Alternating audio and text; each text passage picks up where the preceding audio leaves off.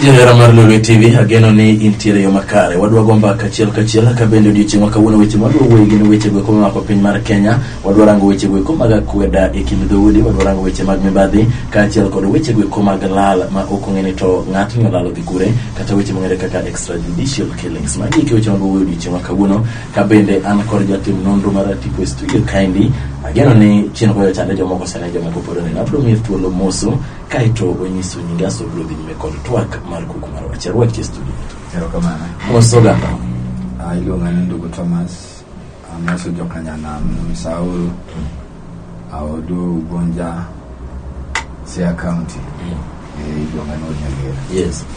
Erokamano Nyagwel Nyagera arwaki wacho ni in Nyagera kendo ganda wagi kiuni kaka jatim nonro mabende ong'ith. Wod Nyagera gima dwa chako gore ni sanieri wantiere e higa noru mabende koro wachimo yore mag yiero. Kendo wachimo samar yiero makochopo higa manyien to ganda biro dhi yiero. Waneno ka jotelo koni kod kocha ka giwuotho kata ka giromo gi oganda i rally to giwacho ni waweuru siasa mag kwede wabed gi siasa manyalo riwo ganda. Iparo ni wach ni bende en gima nyalore mayot.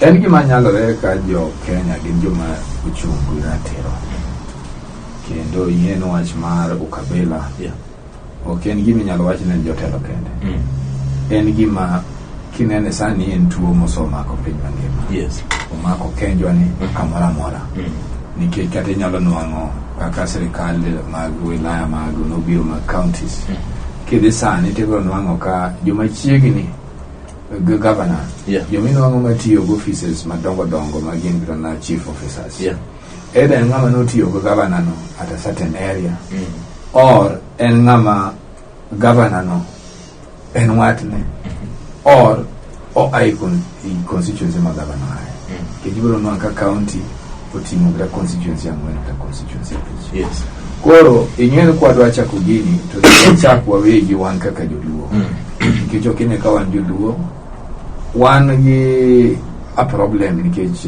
joma very effective are not in employment gina joma wuotho kai and that's why neno kana tije kaka mag odwok piny miyude contracts kaka loso ndara chiwo supplies o gin effective nikech corruption ng'eny inwang' ka mecho ng'enye nikech joma tiyo gi gin wade so they don't care about the desired result they care about what they get ting'eni kidwa chak weche gi en onego kwongo non ni chief officers gi inwang' ka sani grana ng'eny joma ti county the reason why inwang' ka ethnicity ng'eny en kech ng'ato ng'eyo no kamibro tere onge kech ibro nwang' ka seche mo ng'ama nondiki en governor koro inwang' grana the county representatives have no voice nikech mondo gigol gi they have to run a motion sama gitero motion jomoko bende gibro ng'iyo kanyo koro ibro nwang' ken tich matek me I think for us to mondo wakwong wane piny kaka piny let's start with our own wakwong wane wan joluo what have we done kaw county kata kaka Homa Bay ng'ato kaka governor ma Homa Bay en Jakarachuonyo bende dibed ni jo Homa Bay monde Jakarachuonyo monde ng'eny moloyo jo Homa Bay kata jo Ndhiwa magi kuonde mane go chako se kombe gi chigi na rational way nikech ng'eny ji neno mana chief officers mondiki but they are not seeing about the common labor force the common labor force is what make a county what it is because magi jo machiwo productive labor ka production is not working it means pesa mwanyalo tegemea na mwa serikali and even know in terms of issuing of contracts joma timo contracts mang'eny gi joma either related to governor or related to leader of majority or somebody koni nwanka most of these things are not working well for our people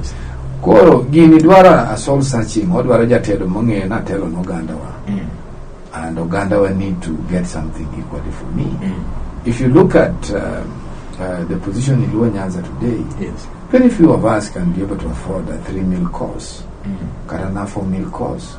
Bichini madchai mukinyi, bicham lunch, bi madchai masapar, bi madchai mudhiambo. To nikeche wan wasiku warundo day in day out. To chon gik bilago ne onge to kono jobe ne tiyo. We were more on the ground.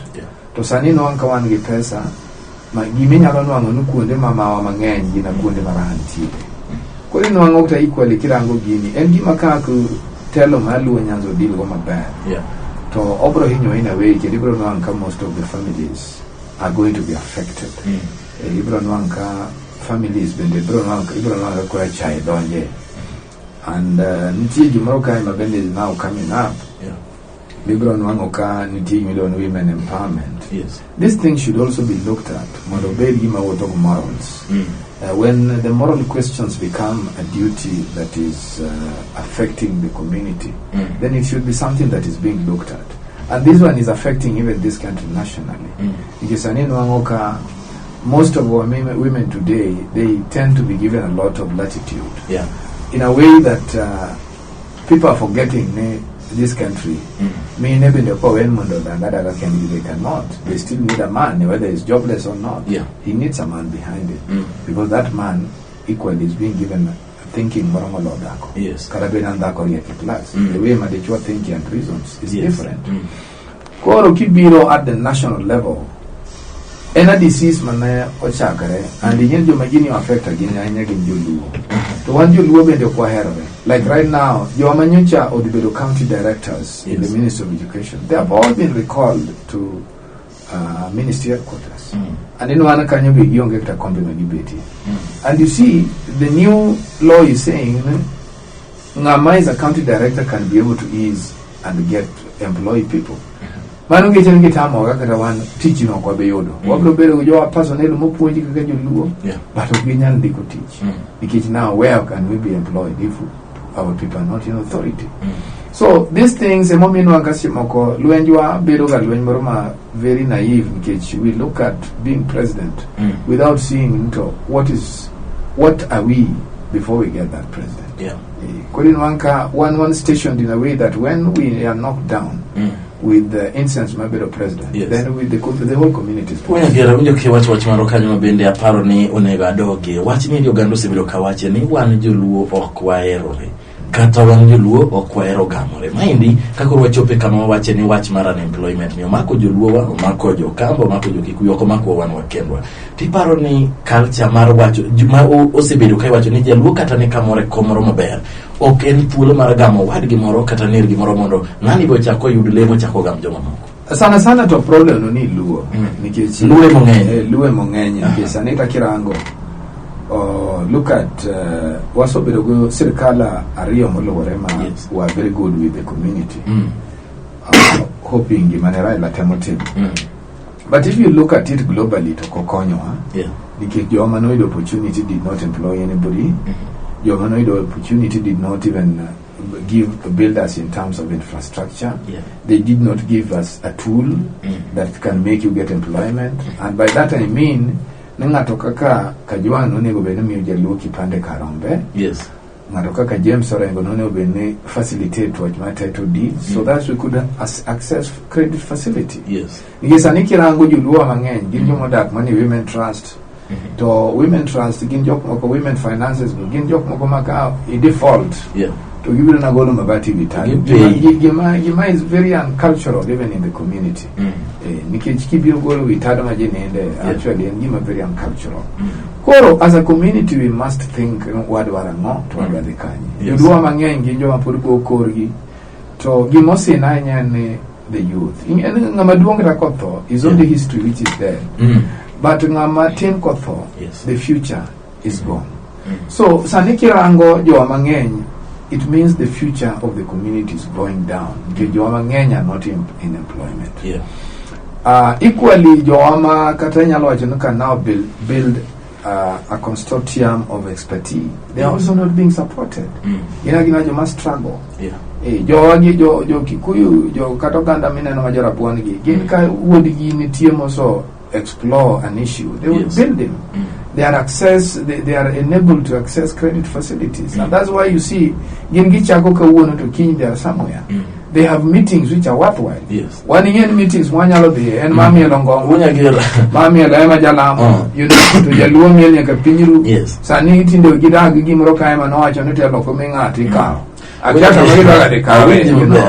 Let's be realistic. Awinjo kai kila wach ni kende ywak matek ni wacho ni jowok nyalo yudo joma jiwogi kata jok mane e sekta mar jiwa kali ni riyo ginyalo joma jiwogi nikech gidwaro ni mondo ojiwgi omigi mwandu maginyalo dhi godo nyime kata mwandu maginyalo chako go. Mai nitiere wach moro wantiere kod jotelo mabende wasebedo kwa yiero e kinde ka kinde. Nenore ni gine magiwe wadok chien koso ama matimo. Well, ingeni so bedo gi kako yugi ne ja South Nyanza. He was a very good man. Yes. And then ngama no gero ji majoma ni chiegni kode. Majority of the people who have money today, yes, gi nyoma no riyo konyo. If you look at the good economists of this country, yeah, ne gi njoma Mboya no konyo. Mboya the late. And I would say karakirango jo mangeny mani transport business gi njoma weno leko no konyo. Yes. This has not happened in the Central Nyanza. Central Nyanza to rachi mugik. In fact, Central Nyanza no. Ekama kuro rachi mugik. Kanyo ntie na joma nyalo go ilwen. Yes. To gimagi nyalo wacho na to sokonyo go wadi wonto. Unya gere osebiro ko bedo kodi kod twak to iwacho na mana Mboya, iwacho na mana jok machalo yugi. Maiso ni sani jo mag wan go gede kare gin giwe. Ingeni apart from Raila. Yes. These other people have not done anything. And you see, Raila is also aging. Let's call a spade a spade. Yes. Raila is aging. Raila is Kamakoro and tired. And the worst thing is that nobody is impressing upon Raila that he can take this community somewhere. Everybody around Raila, majority of them wants to talk something Raila don't know here. Nobody is telling Raila that 10 years to come this community needs to be here.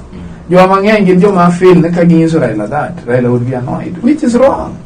You see, which is wrong. Me, I believe we are brothers. Ongenga mano choose beri jaluo. Karanan jaluo, but the patch only got very welcome. Yes. See, yes. I may be wrong for now, but 10 years to come, I may be the one who is on the right books. So gigi nyaka jibedi. And nyaka bedo bed jok mokoma can give others chance. When one was some pain. When Kibaki and Uhuru were at par, where they could even divide votes. Nobody knew Uhuru Nyalo lengthy Bukibaki till the second term. What has happened again? Uhuru is in power. So parnaka ungo power gasani pin masani mitieni. Yes. For 10 kada 15 years, where are you? Sani mon mangende nyuol kiambuka e. Nikekide kacha to kata baro mi baro Kenyatta gi pesa ni onge kuno. Net mineno mo ugo ji mama Margaret Kenyatta jiwogi. Onge Kiambu kidete ko ya hospital. Yes. Kiambu hospital now is better than even Kenyatta National Hospital. In fact, even if you go and give birth, the is not paying anything. You are mangany medicine operation. You don't to patpatomi, bisenomi. Because they've known what power is all about. One gramanyo one prime minister guy, kid Russia. To kada yana normal, kendeni was molo yagrakaniti, to one ministers. You see, go to Kiambu here, Jeff. You press. Just go there and give a findings. Mondungis really, if we could think the way these guys are thinking, we would be somewhere. You see, we would be somewhere. Tend to give me a meaningful result on the table. Yes. And as opposed to what we have. Yes. Yes.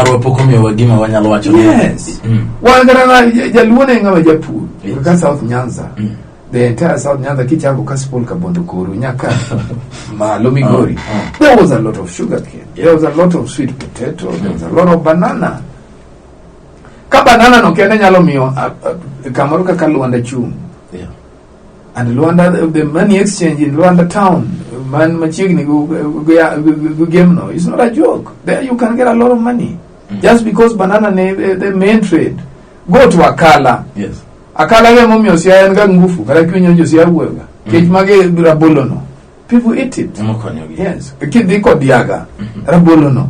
So you see, and rabolono generally when other constituencies were doing it sani kidi tipo kwana ndala nintie mabati nkichirabolo manejo pila. You see, so we should encourage our people to do well in land.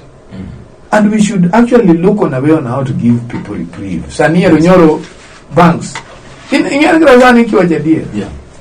current president has something to be celebrated about. Ngamanya luduo kunwa loan manotamo kidaki baki tutambo moi. Equally ndondi no argue that matter in parliament. Yes. Still Moi could not put a signature because he thought Barclays would go, he thought Standard Chartered would go.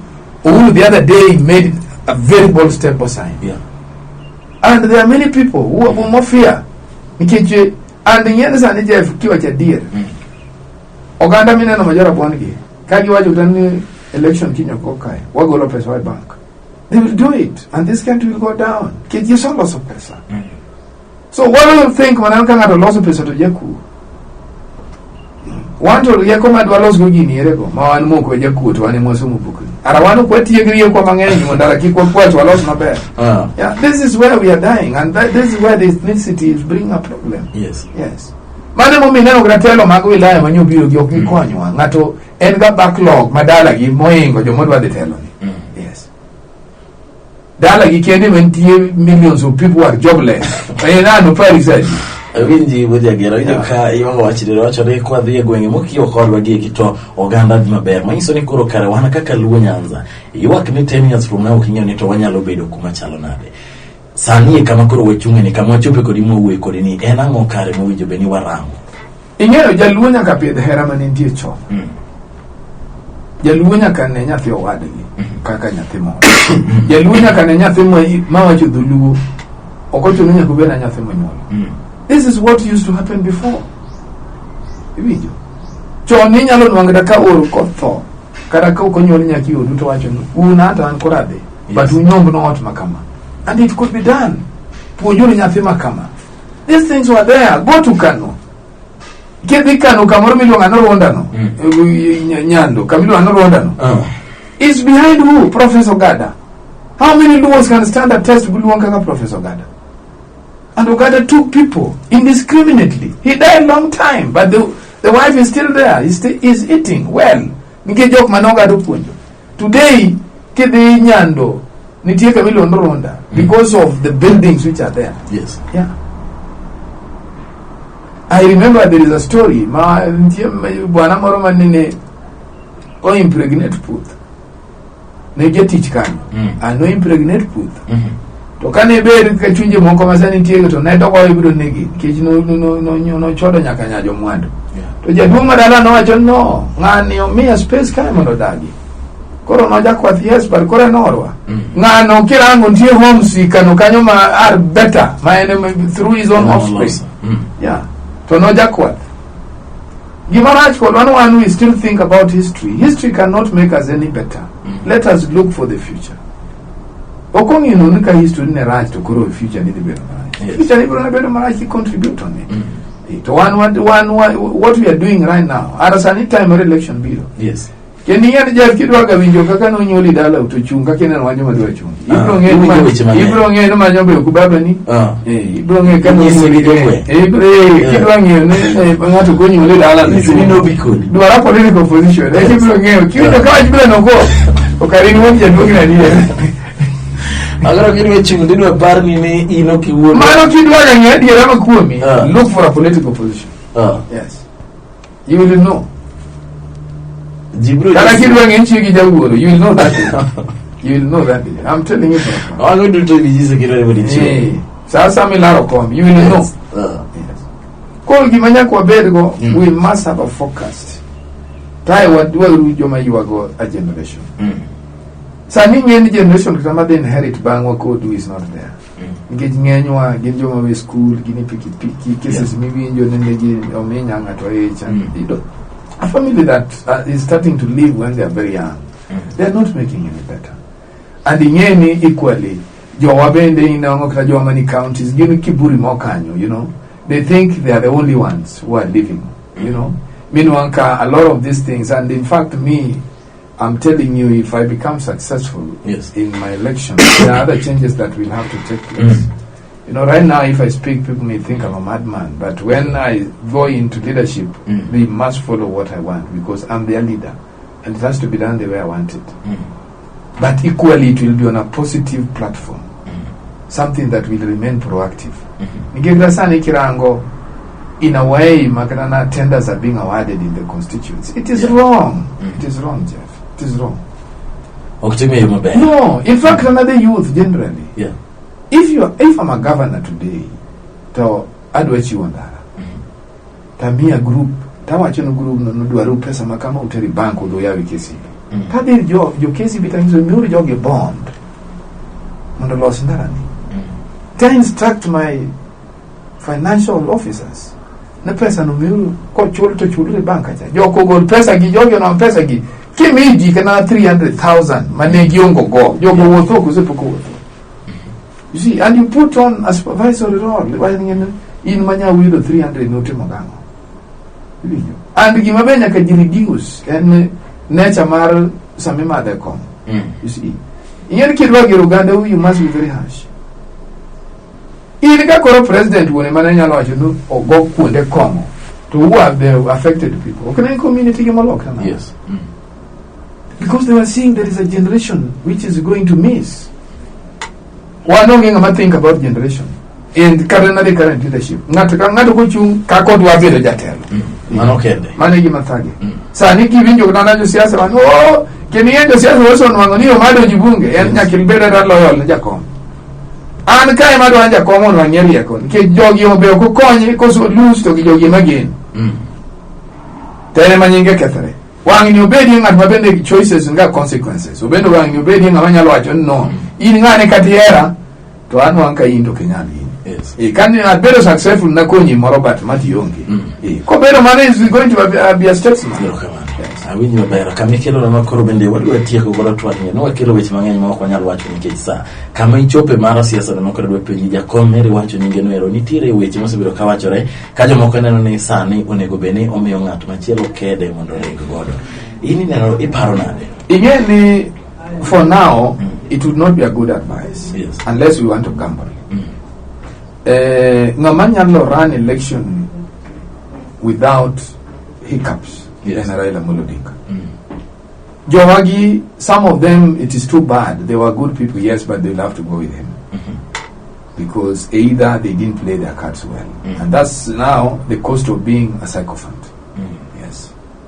Yohamanene also succeeded. Raila Ngengi became sycophants because at one time they differed in opinion. Yes. Gidugi fold Majakom. Gibet over loyal too much. They don't want to reason. They think they are going to achieve anything. If maybe so achieve, they won't get. They are a disappointment. So it is too bad for them that Kajakom Mokigini, they have to leave. Yes, we better even stay another 10 years without thinking of becoming president after Jakom. But after 10 years, we are able to make a benchmark. Make a benchmark. Kakajakom just make a benchmark. Yes. The only thing is that we did not foresee no Uruginenya Luyompoa.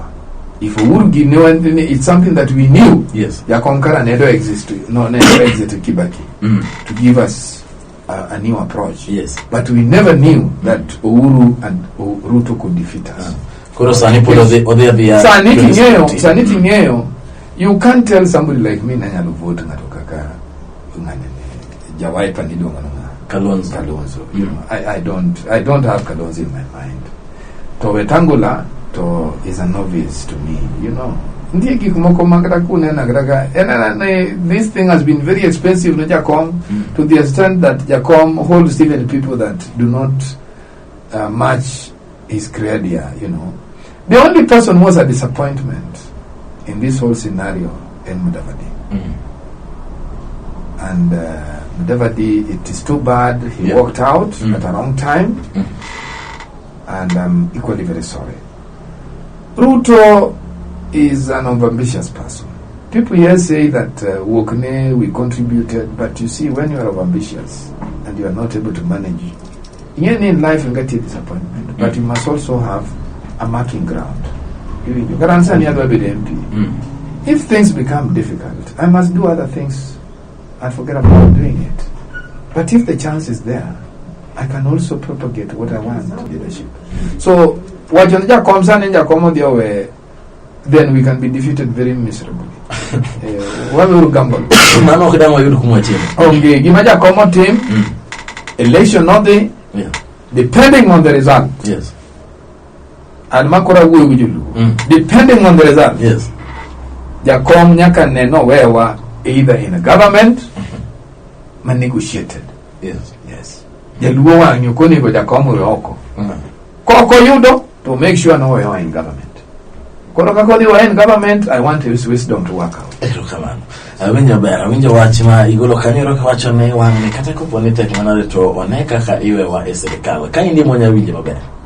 Well, in Indian government there are a lot of things. Yes. Because one, there is an air that you breathe. Because even where you could be denied a chance, you will get it. Kada ka undana pa, to nyingi ntiyo kunotino anka, iyo tumondo teri mbele. To ka unu kaka sane wachalbi.